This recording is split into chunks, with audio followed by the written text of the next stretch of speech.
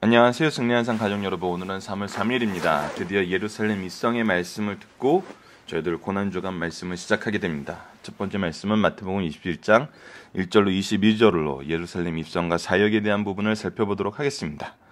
저희 현재 승리하는 삶은 마태복음을 상고하고 있습니다. 12월부터 성탄절부터 시작해서 부활절까지 이르기까지 마태복음 전체를 상고함으로써 우리들 예수님에 대해서 배워나가는 시간을 갖고 있습니다. 아시다시피 승리하는 삶은 발행이신 박유일 목사님의 구속사로 조망한 성경 연속 강해집을 통해서 편집이 되었고요. 전체 구조와 이번 주 말씀은 저희들 항상 월요일날 상고하고 있습니다. 월요일날 강좌를 참조해 주시고 우리들이 이제 이번 주 말씀을 통해서 묵상하고 있는 내용은 뭐냐면 예수님을 따르는 삶은 어떤 삶인가 하는 것입니다. 어린이와 부자 청년을 통해서 예수님을 믿는 그 믿음의 중심에 행위가 있는 것이 아니라 하나님의 기준으로 하나님의 뜻과 하나님의 영광을 위해서 사는 그 삶이 중심이 돼야 되고, 즉 하나님 중심이 돼야 되는 것을 우리가 배웠습니다. 포도원 품꾼들의 비유를 통해서는 이것이 우리에게 은혜임을 배웠고, 순한 예고와 섬김을 통해서 예수 그리스도의 고난의 길이 무엇이고 그곳에 동참하는 삶이 어떤 삶인지, 예수님의 잔을 마시는 것이 어떤 삶인지 우리가 배웠으며, 오늘 입성과 예수님의 사역을 통해서 예수 그리스도의 사역이 평화의 사역이고 겸손의 사역이고 대속의 사역이며, 이것을 위해서 준비해놨던 모든 제도가 잘못 사용되었을 때 어떠한 결과를 맞고 있는지 우리에게 보여주고 있습니다. 그래서 예수님을 따르는 삶은 철저하게 말씀 중심의 삶이 되어야 되며 믿음의 기도로 승리하는 삶이 되어야 됨을 오늘 가르쳐주고 있습니다. 오늘 본문 말씀은 약간 깁니다. 본문 말씀을 하나하나 살펴보도록 하겠습니다. 21장 1절로 22절입니다. 그들이 예루살렘에 가까이 가서 감난산 벳바게에 이르렀을 때 예수께서 두 제자를 보내시며 이르시되 너희는 맞은편 마을로 가라. 그리하면 곧 매인 나귀와 나귀 새끼가 함께 있는 것을 보리니 풀어 내게 끌고 오라. 자, 예수님께서 이제 예루살렘의 입성을 준비하시면서 무엇을 보여주냐면 창조주의 권능을 보여주십니다. 무엇이냐면 매여 있는 나귀를 가지고 오라 하시는데, 그 오라 하실 때에 그곳에 있는 것이 예수님과 관계없는 어떤 사람의 것으로 보여지고 있어요. 그런데 그것을 가져오라고 하세요. 어디에 무엇이 있는지 창조주의 권능으로 얘기를 해주시고, 그 권능에 힘입어서 무엇을 하게 하시냐면 3절입니다. 만일 누가 무슨 말을 하거든 뭐라고 얘기하라? 주가 쓰시겠다 하라. 내가 쓴다고 얘기했을 때 그래야면 어떻게 하겠다? 즉시 보내리라 하시니, 이는 선지자를 통하여 하신 말씀을 이루려 하심이라 일렀으되. 자, 창조주의 권능으로 하나님이 쓰시겠다 할 때, 주님이 쓰시겠다 할 때 쓰게 만드신다는 거예요. 근데 이 권능 또한, 이 권능의 근거 또한 무엇이냐면 바로 하나님의 말씀이라는 것입니다.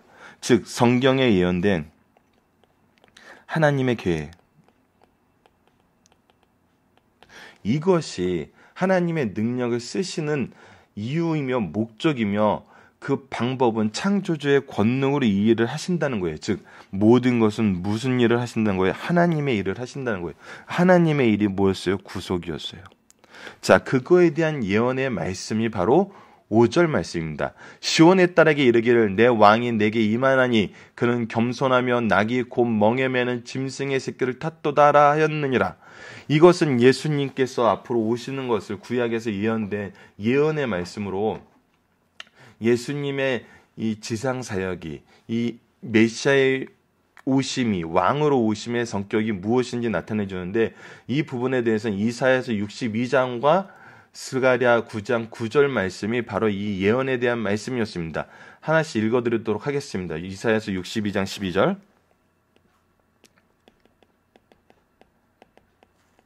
11절. 자, 여호와께서 땅끝까지 선포하되 너희는 딸 시온에게 이르라. 보라, 내 구원이 이르렀느니라. 보라, 상급이 그에게 있고 보응이 그 앞에 있느니라 하셨느니라. 그래서 우리에게 구원이 임함을, 시온의 딸들에게 구원이 있음을 얘기하고, 스가랴서 9장 9절을 보면은 시온에 따라 크게 기뻐할지어다. 예루살렘에 따라 즐거이 부를지어다. 보라, 내 왕이 내게 임하시나니 그는 공의로우시며 구원을 베푸시며 겸손하시며 나귀를 타시나니 나귀 작은 곧 나귀 새끼느니라.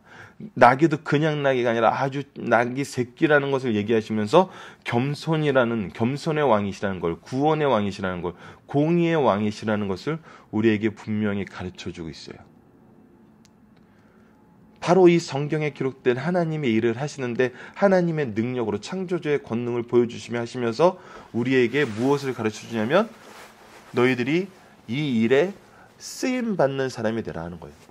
내가 너희를 쓴다 그랬을 때 이렇게 쓰임받는 사람이 되라는 거예요. 주님께서는 구속의 사역을 하실 때 올해에는 정말 이 승리하는 산 기초 교육 교재를 꼭 만들어서 그 교재를 여러분들과 함께 나누는 시간을 가졌으면 합니다. 구속사의 특징은 뭐냐면 하나님의 구속사를 이루시는 방법을 우리가 성경 전체에서 어떻게 볼 수 있냐면 하나님은 우선은 하나님의 주권을 통해서 우리를 선택하세요. 선택하시는 이 과정을 통해서 무엇을 가르쳐주냐면 하나님이 누구심을 가르쳐주고 하나님의 뜻이 무엇임을 우리에게 분명히 가르쳐줘요. 그리고 나서 위임을 하세요. 우리에게 이 구속의 일을 할 수 있도록 위임을 하신데 위임을 하실 땐 제자들을 보내셨던 것처럼 능력을 주세요. 능력을. 하나님의 능력, 권능을 허락해 주셔서 이 일을 하나님의 은혜로, 하나님의 이름으로, 하나님의 뜻대로 하게 하세요. 선택하시고 위임하신다면 뭘 하게 하시면 계승하게 하세요. 이것을 전하게 하세요. 이것을 계속 이어가게 하세요. 그래서 남겨진 자의 신앙이 계속 우리에게 연결됨을 우리는 확인하면서 살고 있습니다.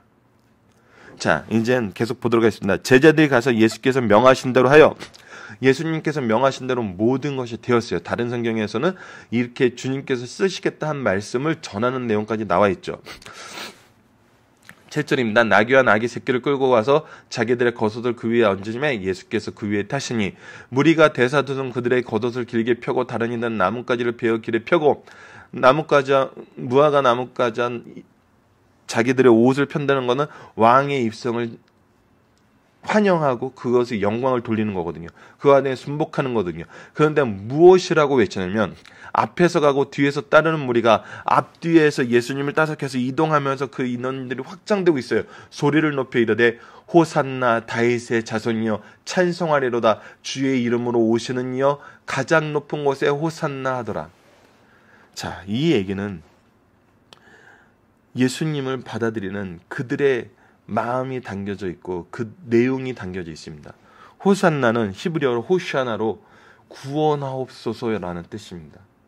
구원하옵소서라는 이 말씀은 시편 111편 26절과 27절에 가장 잘 나타나고 있어요. 25절과 26절에 시편 118편 25절과 26절의 말씀에 잘 기록이 되어 있는데 25절 26절 말씀 읽어드리도록 하겠습니다.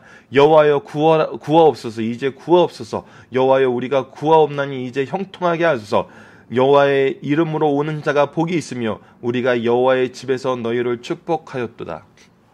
그래서 이 호산나는 구원하옵소서라는 뜻인데 이 말이 이 하나님의 예언의 성취를 기다리는 그 마음속에서 무슨 의미까지 발전을 하게 되냐면 왕으로 오시는 이를 향한 만세라는 의미로 정말 그를 찬양하고 그를 기린다는 의미로 함께 사용하고 있었어요.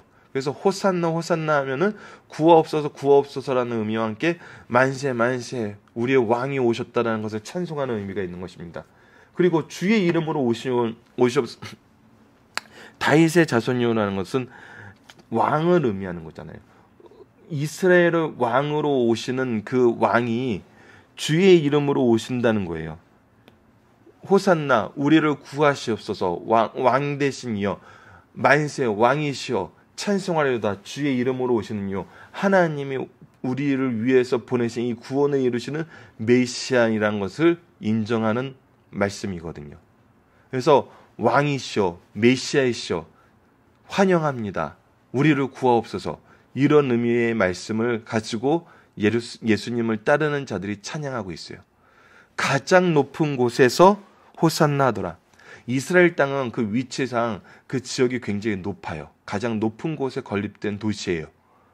그래서 이스라엘 땅에 예수님이 오신다는 것은, 우리의 왕으로 오신다는 것은 뭐냐면 이제 우리가 모든 나라보다 높은 나라가 됐다. 여전히 이들이 찬양하는 것은 굉장히 이 부분에 정말 하나님의 오묘하신 뜻이 있습니다. 이들은 지금 정치적인 왕으로 오시는 것을 오면서 찬양을 해요. 근데 이 찬양의 내용은 구약에 예언된 찬양이에요. 구약에 예언된 찬양은 뭐예요? 하나님의 뜻으로 온 세상의 인류를 죄에서 구원하시는 구원의 계획이었어요. 자, 이것을 통해서 우리가 고난주간에서 끊임없이 확인하는 내용이 있습니다. 그것이 무엇이냐면 바로 하나님의 뜻은 인간의 계획과 생각과 상관없이 완전하게 이루어진다는 거예요. 하나님의 계획은 사람에 의해서 흔들리고 사람에 의해서 좌우되지 않아요. 굉장히 놀라운 말씀입니다. 하나님께서 구속사를 이루실 때 우리를 선택하시고 우리에게 위임하시고 우리에게 계승하게 하시지만 우리가 이 일을 바르게 하든 바르게 하지 않던 하나님의 뜻은 이루어진다는 거예요. 하나님의 계획은 변함이 없다는 거예요. 그리고 그 안에서 분명히 이 일을 바르게 행하는 사람이 있다는 거예요. 지금 누구예요? 바로 예수님이었고, 사도시대에는 이것이 계승돼서 사도들과 그리스도인들이라고 불리우는 모든 사람들이었어요. 이것은 예수님 이후뿐만 아니라 이전에도 동일했어요. 아브라함, 모세, 다윗, 모든 사람이 바로 하나님의 선택하심과 하나님의 위임하심을 받아서 하나님의 뜻을 계승하는 곳으로 일을 했어요. 아브라함에게는 이삭과 야곱에게 이어졌고, 모세에게는 여호수아와 사사들을 통해서 이어졌고, 다윗에게는 예수님을 통해서 이 일이 이루어진 것을 우리가 확인하고 있어요. 예수님께서 예루살렘에 들어오니 온 성이 소동하여 이르되 이는 누구냐 하거늘 무리가 이르되 갈릴리 나사렛에서 나온 선지자 예수라 아니라. 더욱이 다른 말씀하고 비교하면 요한복음이나 마가복음하고 비교하면 특히 요한복음에서 무엇이 나타났냐면 나사로를 살리신 일이 나타나요. 그래서 나사로를 살리신 그 사람이다라고 얘기하면서 예수께서 성전에 이 일을 막으려 하는 자들과 이 일을 막지 못함을 동시에 우리가 이 사복음서에 나타난 내용을 보면 확인할 수 있어요. 근데 예수님께서 왕으로 오셔서 첫 번째 하신 일이 뭐라는 거예요? 예수께서 성전에 들어가서 성전 안에서 매매하는 모든 사람을 내쫓으시며 돈 바꾸는 사람과 사람들의 상과 비둘기 파는 사람들의 의자를 둘러 엎으시고 그들에게 이르되 기록된 바 내 집은 기도하는 집이라 일컬음을 받으리라 하였거늘. 하나님께서 성전은 기도하는 곳으로 삼으셨는데 이들은 어떻게 만들었어요? 장사하는 소굴, 강도의 소굴로 만들었어요. 자기네들의 이득을 챙기는 곳으로 만들었어요. 예수님께서는 그것을 깨끗하게 하십니다. 하나님의 뜻이 분명히 성경을 통해서 선언이 되었고 이것을 지킬 것을 명령하셨고 이것을 바로 지키지 못했을 때 오는 심판까지도 이미 구약 성경에서는 다 기록이 되어 있어요. 그런데 이곳이 강도의 소굴이 되어서 하나님의 뜻이 있기보다는 인간들의 뜻과 생각이 판치는 곳이 되었어요. 그곳을 깨끗하게 하시면서 오직 이 성전의 바른 기능을 회복하게 하시는 예수님의 뜻이 나타나고 있어요. 그리고 맹인과 전원자들이 성전에서 예수께 나오며 고쳐주시니라. 성전은 하나님께 기도하는 곳이며 하나님의 은혜가 임하는 곳이에요. 예수님은 그 모습을 지금 회복시켜주고 계세요. 근데 이 모습을 보고 어떤 반응이 일어납니까? 대제사장과 서기관들이 예수께서 하시는 이상한 일과 또 성전에서 소리질러 호산나 다윗의 자손이여 하는 어린이들을 보고 노하여 오히려 노하고 있습니다. 모든 하나님의 일에 대해서 노하는 사람이 되어 있어요. 누가? 하나님의 뜻에 의해서 세우심을 받고 이 일을 준비하도록 준비된 사람들이. 이것이 지금 현재 유대인의 모습이고 이스라엘의 모습이고 이 모습이 어디까지 가게 됩니까? 예수님을 죽이는 데까지 가게 됩니다. 이 일에 대해서 노하는데 예수님의 반응은 분명합니다. 예수께서 말하되 그들이 하는 말을 듣느냐? 예수께서 이르시되 그렇다. 어린아이와 젖먹이들의 입에서 나오는 찬미를 온전하게 하셨다함을 너희가 읽어보지 못하였느냐? 시편 8편 2절 말씀입니다. 이들이 노하는 것에 대해서 예수님께서 뭐라고 얘기하시냐면 철저하게 성경 말씀이 지금 실현되고 있다라고 얘기하고 계시는 거예요. 여러분, 이 부분은 사도행전에서 나타나고 있습니다. 우리가 주의 일을 할 때 모든 능력과 영광이 우리에게 임한 것을 보면은 우리는 우리가 재판관이 되고 우리의 소견에 좋은 대로 얘기하는 잘못을 범할 수 있어요. 저희 교회가 또 승리하는 삶이 간증에 대해서 굉장히 주의하는 이유가 바로 그것입니다. 예수님께서는 모든 능력을 행하시고 그 능력을 자랑하시면서 이들에게 잘못을 지적하는 것이 아니라 성경 말씀이 이루어졌다는 것을 분명하게 소개하고 있어요. 이것은 사도행전 1장부터 12장까지 나타나는 11장까지 나타나는 베드로의 설교 3편의 설교를 통해서도 분명히 보여주고 있습니다. 그들이 경험한 특별한 권능과 능력과 경험과 경건을 자랑하는 것이 아니라 오직 말씀의 선언임을 성취임을 얘기하고 있어요. 이 부분은 우리서 요엘서를 상고하는 4월 달에도 같이 상고하는 시간을 갖게 됩니다. 그들을 떠나 성 베다니에 가서 거기서 유하시니라. 베다니는 한 2km 정도 떨어진 곳이에요. 이곳에서 하나님의 뜻을 이루기 위해서 군중들과도 일정한 거리를 두시면서 하나님의 뜻을 이루시는데 준비하시는 모습을 우리에게 보여주고 있어요. 그 다음에 더욱더 분명한 심판을 선언하십니다. 바르게 성장하지 못하고 바르게 깨닫지 못하고 회개가 없는 이스라엘을 향하여, 예루살렘을 향하여, 성전을 향하여, 유대 지도자들을 향하여 그들의 상징인 무화과 나무를 마르게 하심으로 인해서 열매 없고 깨닫지 못하고 하나님의 뜻을 이루지 못하는 자들에게 심판이 있을 것을 얘기하고 있습니다. 자, 보도록 하겠습니다. 이날 아침에 성으로 들어오실 때 시장하시니라. 길가에 한 무화과 나무를 보시고 그리려고 하사 잎사귀 밖에 아무것도 찾지 못하시고 나무에게 이르시되 이제부터 영원토록 내가 열매 맺지 못하리라 하시니 무화과 나무가 곧 마른지라. 열매 없는 무화과 나무에게 영원토록 맺지 못한다는 저주하시고 그에 따라서 곧 마르게 됩니다. 영원히 잎사귀도 갖지 못하는 그런 처지가 되게 되는 거예요. 예루살렘 성전 너무나 아름답고 사람들이 생각할 때 자부심을 느끼고 이것을 지게 된 이유와 이 안에서 이루어지는 그 내용은 전혀 상관없이 겉의 모습을 보고 찬양하고 자부심을 느끼고 이것을 영광스럽게 생각했어요. 하지만 그곳이 예수님을 거부하고 예수님을 박해하는 사람들의 모임이 되었고 하나님께 기도하지 않고 기도하는 것을 막는 장소가 되었으면서 이곳에서 치료와 회복이 있기보다는 상처 주고 누군가를 핍박하는 곳이 되었어요.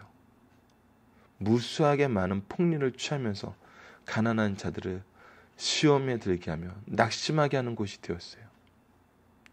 그런 곳은 하나님께서 심판하신다는 겁니다.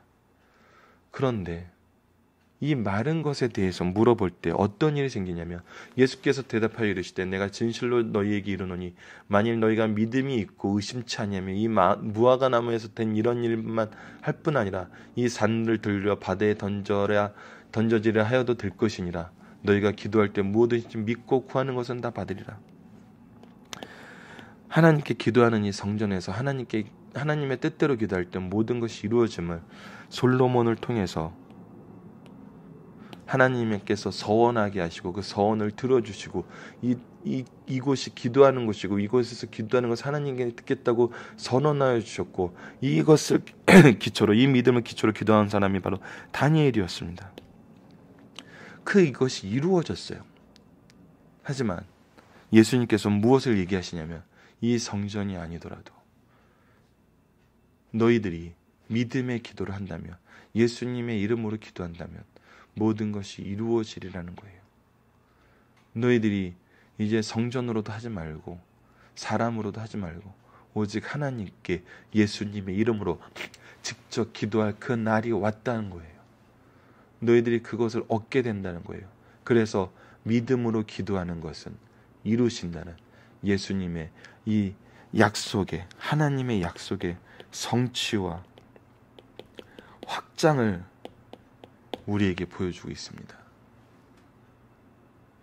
우리를 위로하시고 우리로 더욱더 성전보다 큰 예수님의 이름으로 기도할 것을, 기도하게 됨을 선언해 주면서 우리에게 능력을 가지고 힘을 가지고 승리의 약속을 가지고 일할 수 있도록 하시는 예수님의 조치를 볼 수 있습니다. 자, 본문 묵상하기입니다. 예수님은 어떠한 모습으로 예루살렘에 입성하셨고 이것은 누구의 뜻이었나요? 겸손의 모습으로, 섬기는 모습으로 나귀를 타고 입성하셨고 그것도 새끼를 타고 입성하셨고 이것은 하나님의 뜻이었고 하나님의 예언의 성취였습니다.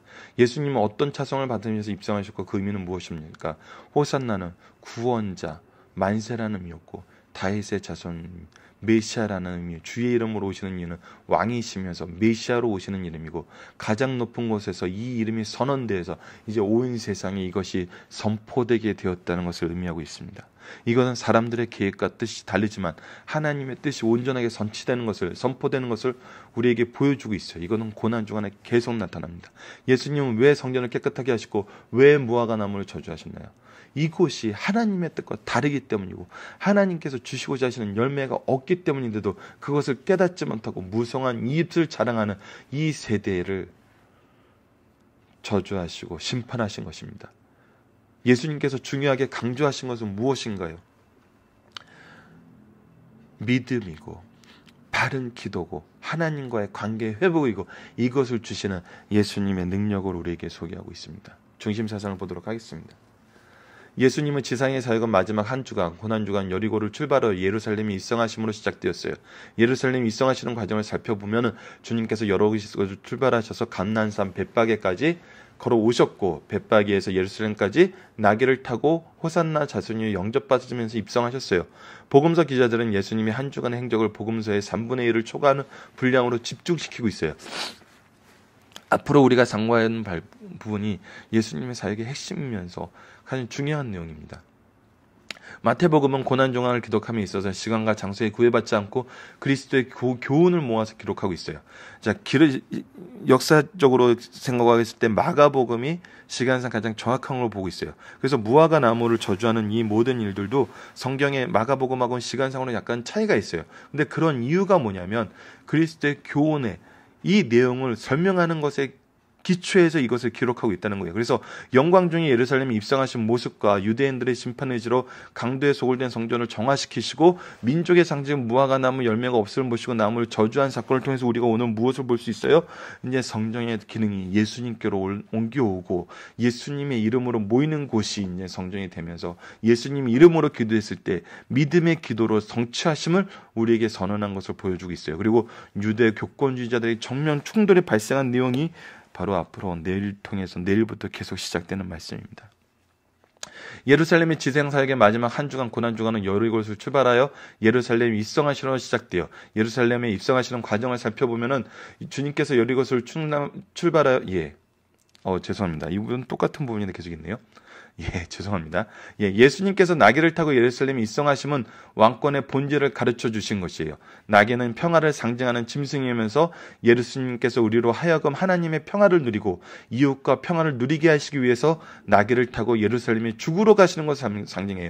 즉 겸손의 상징이면서 예수님의 구속의 이 본질을 상징하고 있어요. 예수님은 구유에서 탄생하셨고 제자들의 발을 씻기시고 겸손의 상징인 나귀를 타고 대속의 죽음을 향하여 예루살렘으로 오고 계세요. 예수님은 구약의 예언을 성취하시고 죄악과 죽음을 이기시고 인류를 구원하시는 영광의 승리자로 나타나시기 위해서 나귀를 타고 입성하신 것을 우리가 볼 수 있습니다. 세상에서 가장 효과 없고 쓸데없는 일은 복음 교회에 대한 방해예요. 이것은 이루어지지 않아요. 방해는 인간에 의해서 하나님의 계획이 인간을 통해서 일하지만 인간에 의해서 주도되지 않아요. 그래서 모든 것이 하나님의 하신 것이고 하나님의 은혜인 것을 인정할 수밖에 없고 하나님의 계획에 신실하심을 우리가 믿고 기도할 수밖에 없는 일이 되게요. 그래서 이들은 계획을 세우고 또 계획이 실패할 것 같고 그러다가도 갑자기 이루어지는 걸 통해서 자기네들이 승리한 줄 알지만 아니었다는 거예요. 오직 하나님의 계획만 이루어졌고 이 방해는 쓸데없고 오히려 이 방해 때 선언된 말씀을 통해서 하나님의 계획을 이루심을 볼 수 있습니다. 주님께서 메시아로 입성하신 후 첫 번째 하신 일은 성전을 바로 세우시는 일이에요. 이 부분은 앞에서 많이 설명했기 때문에 넘어가도록 하겠습니다. 무화과 나무 저주와 성전을 청결케 하신 사건은 이스라엘 민족에 대한 경고와 예언적인 사건입니다. 이스라엘 선민으로 갖춰야 할 열매를 맺지 못하고 있어서는 안 될 외식과 불의가 있으면 반드시 하나님의 심판이 있다는 것을 알려줍니다. 무화과 나무는 이스라엘을 상징하는 나무로 이스라엘은 입만 무성하고 열매가 없었어요. 이들은 심판하시기 전 경고의 의미로 입만 무성한 무화과 나무를 저주하셨어요.